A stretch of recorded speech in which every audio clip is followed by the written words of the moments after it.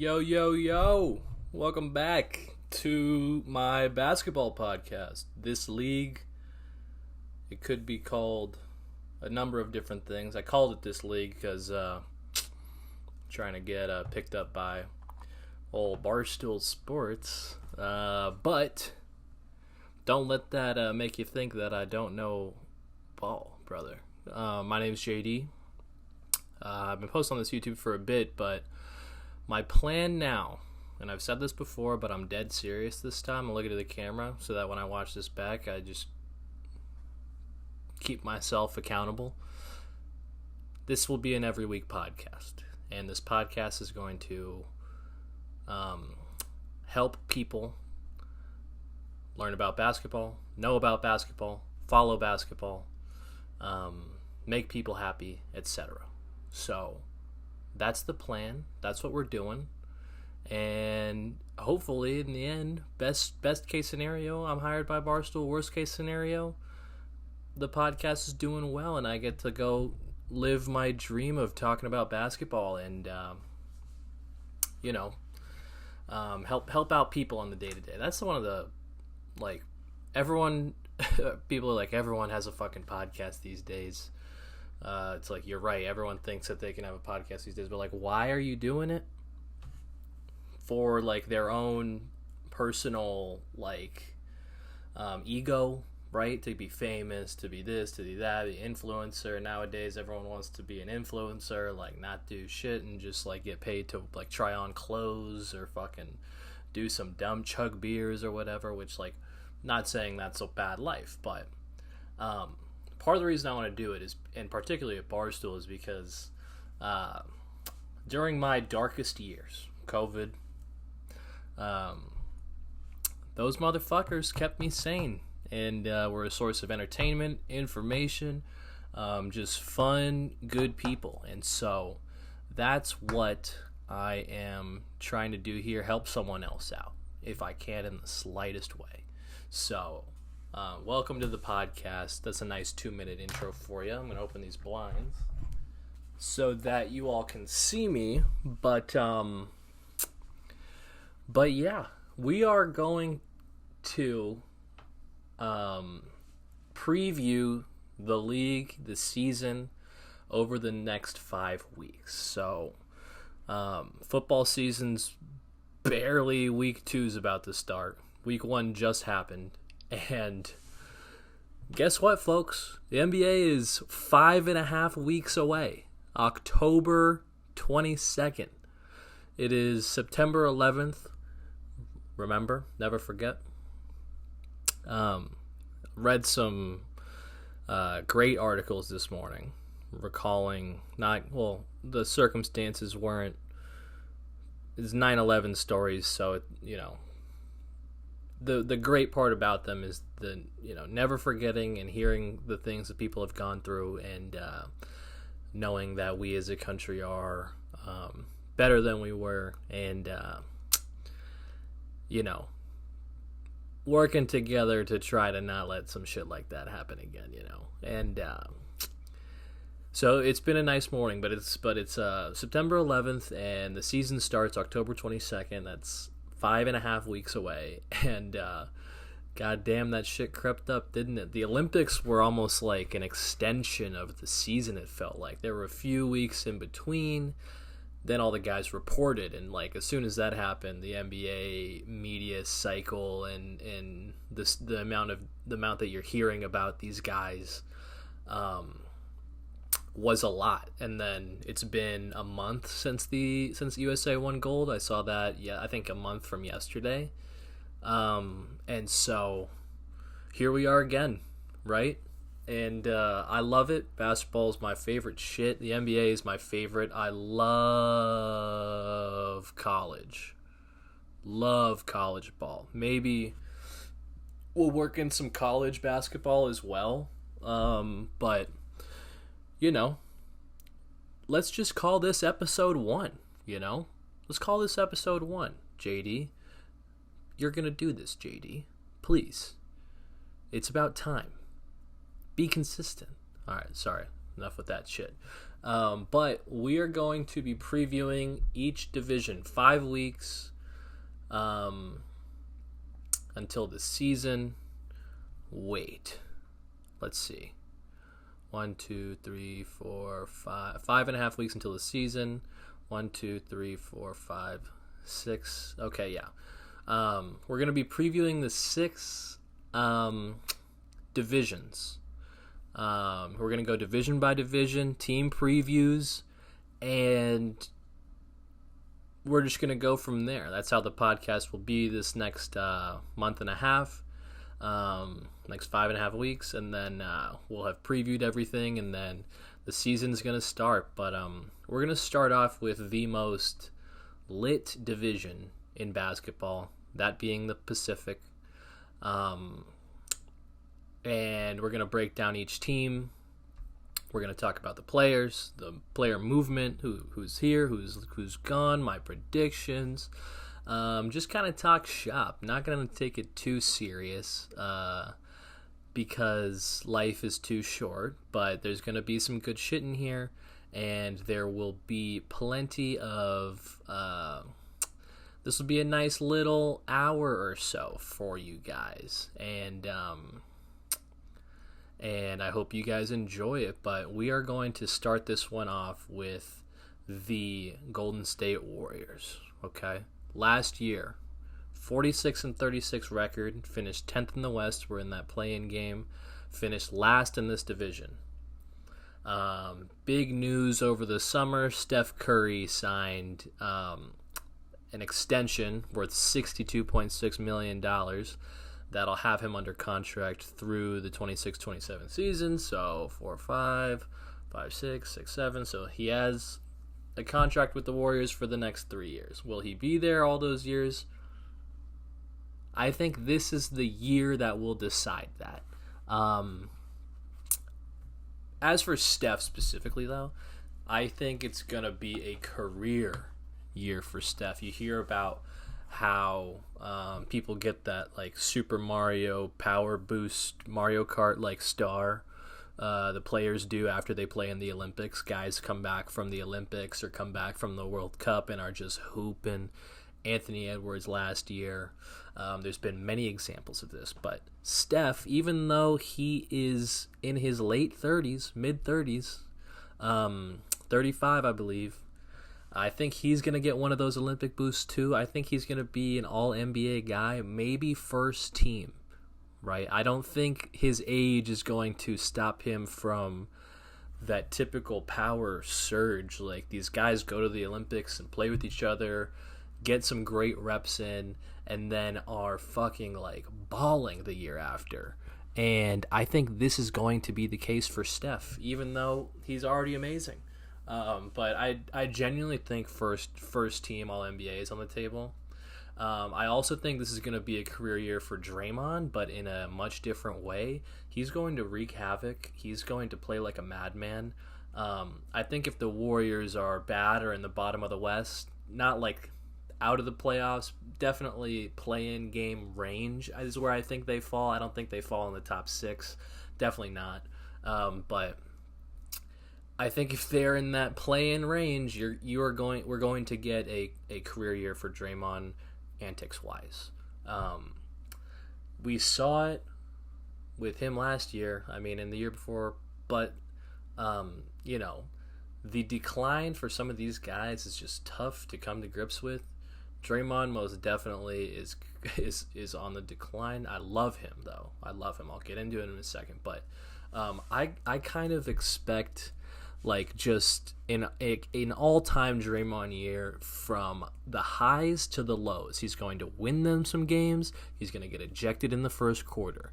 He's going to have if I had to project the amount of crash outs that he has this season, it's like if he plays a full 82, I'd say 15. I'd go over 15. 14 and a half, set the line at 14 and a half crash outs, games that he crashes out in. I'm smashing that over. That might even be low. But, I love Draymond. I do. the most I've ever been tested with my love for Draymond, because people have hated him for a while. I didn't really hate him until like recently, and I didn't actually hate him. It was just a temporary hate. It was when he punched Yusuf Nurkic in the face. There's some dispute about it for some reason, because Draymond's just like, no, I didn't, but he did. And that ongoing beef that's probably going to carry on to this season with him and the Suns. I'm a Suns fan, so I just got to stand up for my guys.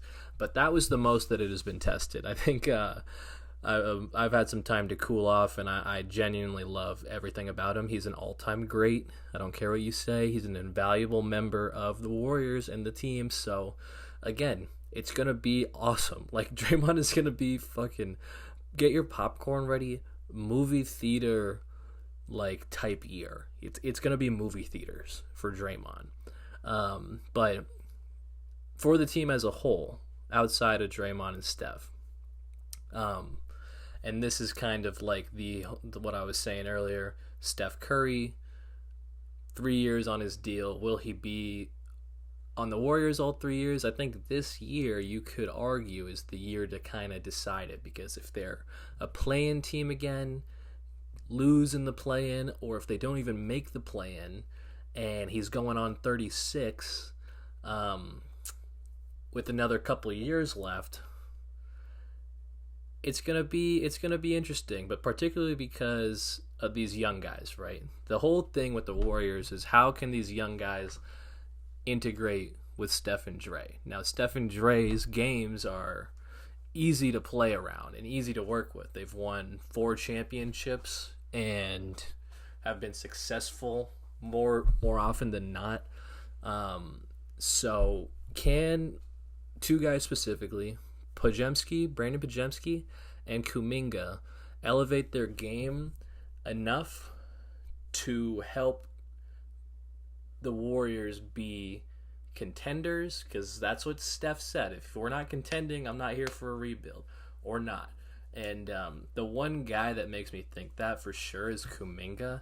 He's on the last year of his rookie deal. This is his 4th year in the NBA.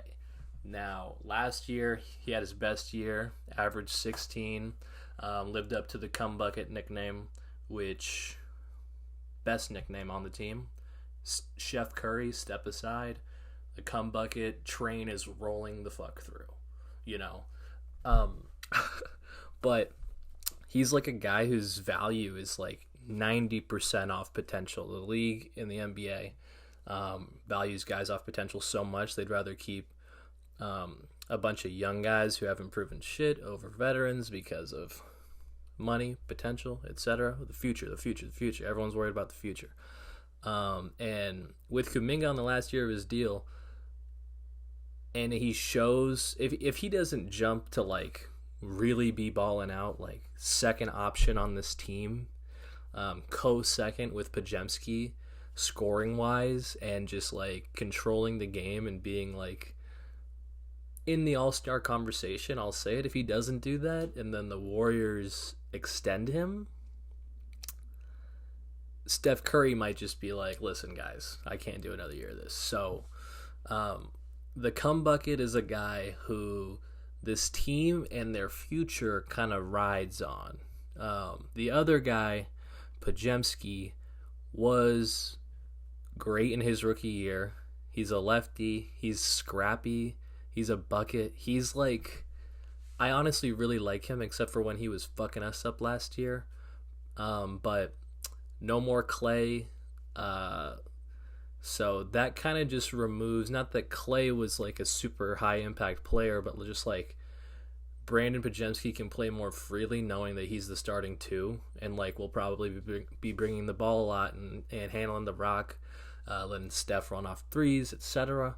But can he elevate his game to the level of Steph and Dray to be that second option, co-second with Kuminga, and win them some games, and like be very mature? And he's super. He was a couple year college guy, 2 or 3 year college guy, I think. So,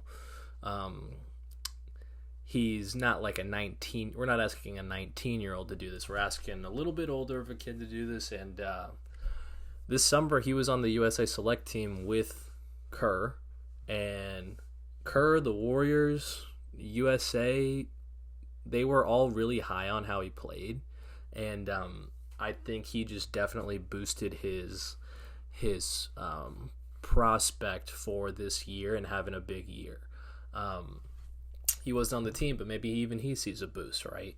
Other than that, though, their bigs are Trace Jackson-Davis, and they managed to sign Kevon Looney to an extension this summer, just 1 year. But their wings, additional wings, are Buddy Hield, Andrew Wiggins, Kyle Anderson, and then they've got DeAnthony Melton, Gary Payton II, and Moses Moody as kind of like rotation guys, depth pieces.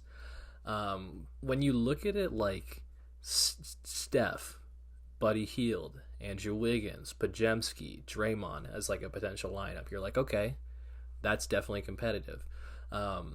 Kyle Anderson is going to be a key piece. Draymond was talking about how excited he is to play with him. I've loved Kyle Anderson since he was at, I think it's St. Anthony's in Jersey, where Coach Hurley was coaching, Bobby Hurley and Danny Hurley's dad. He was like one of the last players to play for him, and just like in high school, he was so much fun. He was slow-mo in high school too, but like imagine him like you know how NBA players highlights when they're in high school is just a fucking like troll show, like they are just fucking around, windmilling on kids, etc. Like he was slow-mo Euro stepping on like kids who were worried about their fucking geometry final. Like his high school highlights are actually really funny. And then he went to UCLA and has had a great career, you know? Can he help this team? Is he like the type of guy to win this team a championship? I don't know. Don't think so. But if Steph stays healthy, Draymond keeps his head screwed on, but like not screwed on all the way because you need it a little bit unscrewed for him to have that full Draymond effect. And then Steph stays healthy, gets that Olympic power boost. I think they could be good, but as you're going to see, the Pacific is loaded. So, moving along here, the Los Angeles Clippers last year, 51-31 record, which was good for fourth in the West, first in the division. So, best team in the division. What happened last year, this year? They lost Paul George. Now, I am a big-time PG. Hate is a strong word, but I just think he's kind of got a big head for himself. I remember he compared himself to Steph and LeBron like a few years ago. Like he is like, yeah, guys like Steph, LeBron, me, and we impact that. It's like, buddy, you're not them. And then he was always trying to start shit with Booker. Booker cooked him, eliminated him from the playoffs. That when we went out on our way to the championship, he missed both of his free throws and allowed us to go get the alley-oop. Thank you, PG. We'll actually always love you for that. But he was one of my favorite players in Indiana, I'll be honest. But as he got older, like I thought he was gonna get one or have more success than he's had. No doubt about it. He's a beautiful, beautiful game. Great scorer, great jumper, etc. But I think he just kind of thinks too much of himself. Now, do I want a guy to not be confident? No, but relative to the landscape of the NBA, I just think he thinks he's higher than he is. Anywho, they lost him. He wanted a 4-year deal or a 3-year deal with a no-trade clause. The Clippers didn't want to do it. Let him go. He's in Philly. We'll get to them later. But these guys are not finishing first. James Harden, Terrence Mann, Derrick Jones Jr., Kawhi, and Zubac are the projected starters. They're in trouble. just put it plain and simple. James Harden is my guy. ASU guy, my guy. Sun Devil for life. I will defend him until his last days, or my last days, whichever comes first. But having him at 35 when every year for the last 4 years, 4 years, he's demanded a trade. He wants to win. Losing PG, so it's just him and Kawhi. Like, that's like a impending doom situation. And now we talk about Kawhi. Kawhi's 33. Last year ended the year with inflammation in his surgically repaired right knee. Missed the last 8 games and only played 2 games in their playoff series against the Mavs. Showed up to the Olympics, left the Olympics. Vibes are not good. And these two are the guys that are going to be leading this team. Now, I said their starting lineup, but they 2 young guys that they have that I think if they utilize them and everything's chilling, they'll be competitive as well. Not for a championship or a top 4 seed like they were last year, but playing top 8, right around there. 2 guys that I think will have a big impact. Kevin Porter Jr., who's back. I'm not going to speak about any of the legal shit, but I know that if he's playing and he's cleared to play by the NBA is not the NFL. So, I don't know what happened exactly. I know it was not chill, and I don't want to speak out of turn and sound stupid, so let's just talk basketball here. He and Bones Highland. Free Bones, bro. Let Bones Highland eat. I don't know if there's another role player in the NBA that I love more than Bones Highland. Bones Highland is a guy. Get Bones Highland on the court with Harden, Man, Kawhi. Get KPJ out there, Norman Powell, and these guys could be cooking. They have Ty Lue as a head coach. But still, trouble surrounds this team. That's just all I got to say. They also have Mo Bamba. And no matter what, no one will ever make me hate you, Mo Bamba. We'll love Mo Bamba for life. Trouble surrounds this team. Ty Lue, who I just mentioned, was just with USA. There was this article written by ESPN's Clippers guy, who of course is going to talk greatly about the Clippers at all times and Ty Lue, but had this article about Ty Lue spending the whole summer with Team USA, like Rain Man, writing down everything, diagramming everything, asking questions to Kerr and Spoelstra about everything.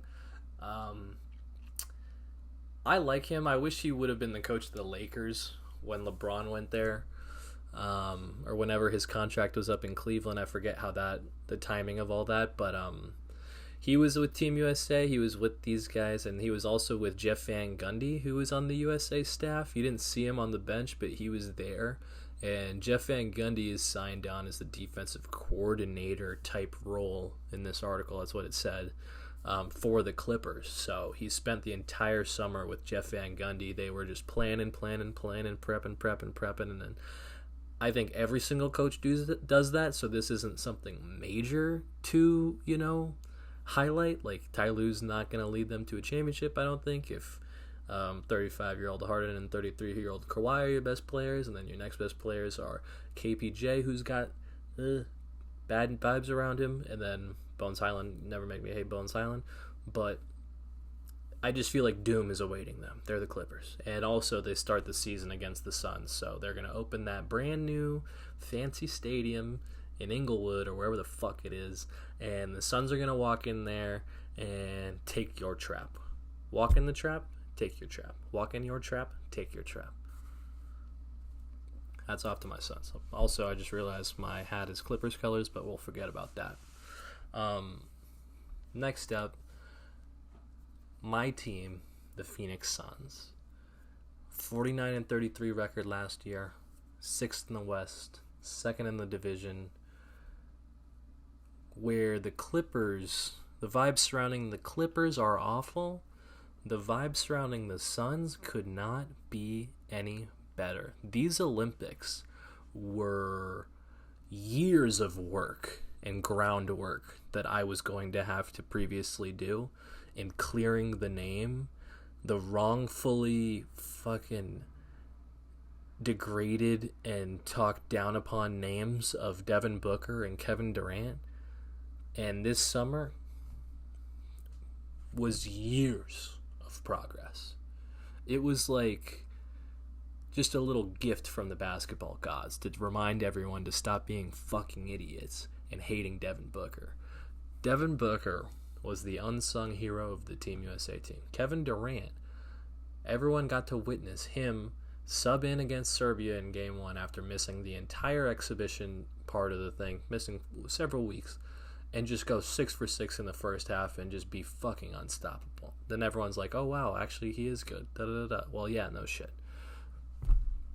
Man, our guys' names are cleared. It's like we were wrongfully accused of being shithead, terrible basketball players, and then 2 months, like the entire NBA thinks the exact opposite. We had Mavs fans fucking praising Devin Booker, glazing him, ready to get on 2 knees and give him that sloppy toppy.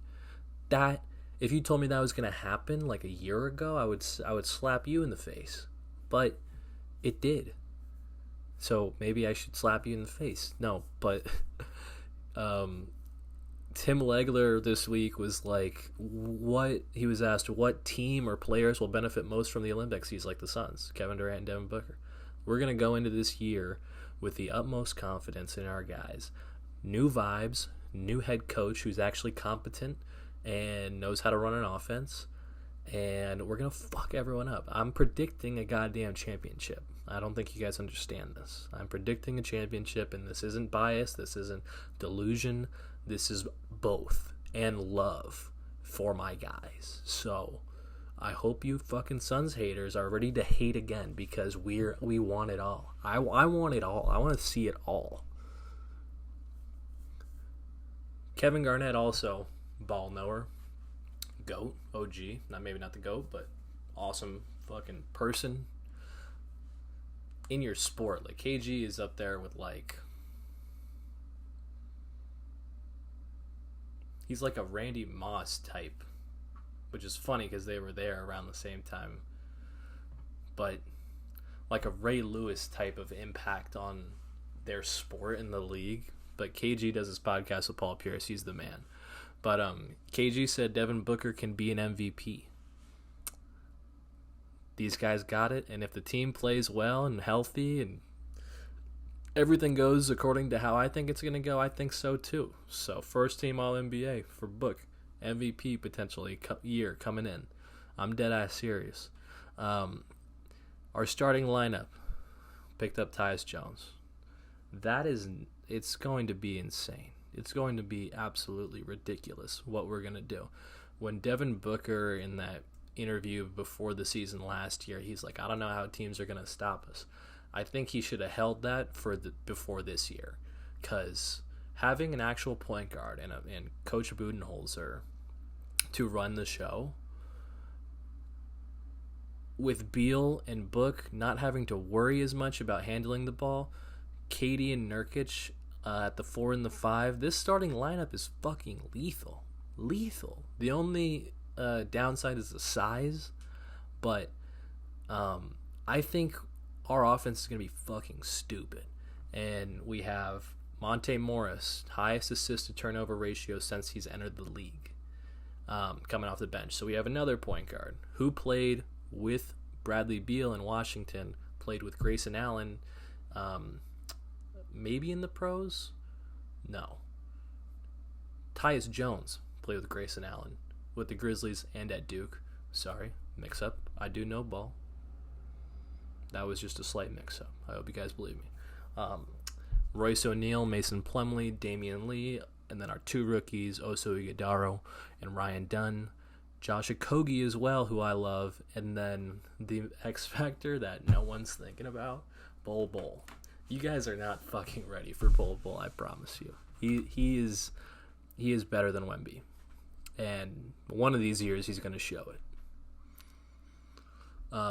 But the chemistry around our big three will be better. I'm going a little overboard. The chemistry will be better. I think Beal has got his nerves out last year. He was like a shell of himself, it felt like, most of the season. But him, Book, and KD, we're going to rely on them a ton, and I think they can do it.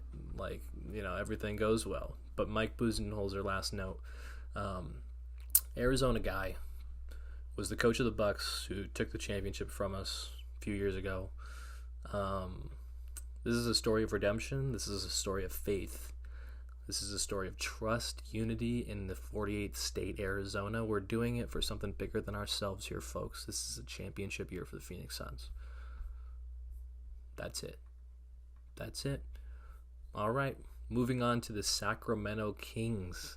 The main thing about the Kings is that they got DeMar DeRozan, which is fucking huge. Just when you thought the Pacific Division couldn't get any better, surely it'll be worse. The Clippers lose PG, which is a help, but the Kings just go and get DeMar DeRozan. And when you compare their numbers, DeMar DeRozan has had a better last few years than fucking Paul George. But last year, the Kings finished with the same record as the Warriors, actually, at 46-36. Good for 4th in the division and 9th in the West. Their depth: De'Aaron Fox, Kevin Huerter / Malik Monk at the 2, DeMar DeRozan, Keegan Murray, Trey Lyles, Domantas Sabonis at the 5. Alex Len coming off the bench. My God, this guy just is going to be in the NBA in 50 years, I think. They signed Jaden McDaniels' brother, Jalen McDaniels. They have Keon Ellis, rookie Devin Carter from Providence, who, if you watched Providence last year, just like so much fun to watch. But he's hurt. What's wrong with him again? Out 6 months with a shoulder surgery. That's right. So, not the most like terrifying team on paper, but if I were to say, like, if the Clippers are the team that I think is going to take the biggest step down, I think the Kings are the team that are going to take the biggest step up. Adding DeRozan gives them that closer, right? They already had 2 all-star caliber players in De'Aaron Fox and Domantas Sabonis, but like DeRozan is just kind of like a stone-cold fucking killer who I think is going to be absolutely massive for them. And I just love him. He's been around forever. He is like a genuinely great guy. Recently, he's been in the news talking about mental health and,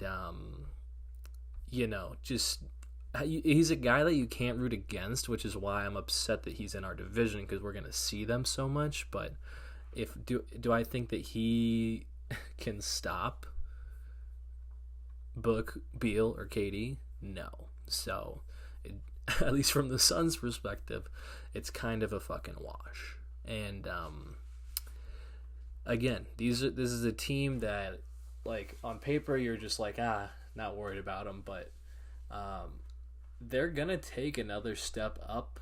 They just have to. De'Aaron Fox is a guy who gets better every single year, and he's like a bit of a killer himself, but in a much different way. And Sabonis, just like that big three, put him against most other big threes, they're better. Like, they're in the top third at least of the league when you look at big threes on all these teams. And they just happen to be in the Pacific Division where they will be playing all of these guys so much. So, it's just a little bit of a little bit of a situation there, you know. But moving along here, the Lakers, which there is so much to talk about with them. Last year, they finished 7th in the West, 47 and 35. And they were, where were they in the division? 3rd in the division. There's almost like too fucking much to talk about with them. They signed Bronny. Bronny said that he can't call me dad. Or LeBron said Bronny is not allowed to call him dad. LeBron having to come out and say that Bronny can't call him dad just shows like the level of memes and content that the Lakers are about to produce this year. JJ Redick, the new head coach, have a field day with that. D'Angelo Russell, Austin Reeves, LeBron, Rui, and Anthony Davis are the projected 5. Okay, Gabe Vincent, who was fucking awful last year, heard a lot of it, but like, fuck, after that Miami Heat playoff run, I thought he was going to be great. Wasn't. Jared Vanderbilt. It gets spooky after that. Dalton Connect, Max Christie. I do like Connect, but rookie Jackson Hayes, and so it is gonna be spooky, and it's gonna be awesome and it's gonna be exciting. I think Bronny James is gonna bring more eyes to this team than he should. But he's gonna have the lens on him more than he should, I should say. But this is more or less the same team as last year, you know? So how high is their ceiling? I don't know. How, like, can they win a championship? Probably not. But LeBron and AD, when you have those two on your team and they want to show up and they're healthy, they can beat basically anyone. I think once it gets to the playoffs, it's going to be father time versus LeBron, you know? LeBron, the Olympics that he had, let me say this. After these Olympics, he won MVP, was the best player on our team, the leader, the alpha male, the best player in the whole thing. Steph Curry had a great last 2 games, but he was nowhere to be found. The first 4, LeBron is my GOAT. LeBron is my GOAT. I said it on the podcast, whichever one that I did last after watching the Olympics. LeBron is my GOAT. So this is a big year for LeBron truthers. I'm a new resident here in LeBron land, and I'm a bronzexual now, and we're gonna have to see how awesome he is in 39. I think he's gonna be awesome. I really do. I was gonna say we're gonna have to see how he's gonna do, but he's gonna do great. That's what a bronzexual would say. So I'm gonna say that.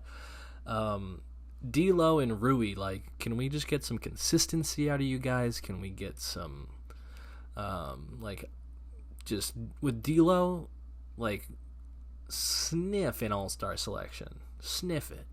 Austin Reeves will have to take a big step, I think, if they want to be good. But that, like, top 5, with LeBron, the thing about LeBron, and this is something a non-bronzexual would say, but I'm a bronzexual now, is that watching him, like, play defense in the NBA and, like, not get back on D and just refuse to rotate is, like, the most annoying fucking thing.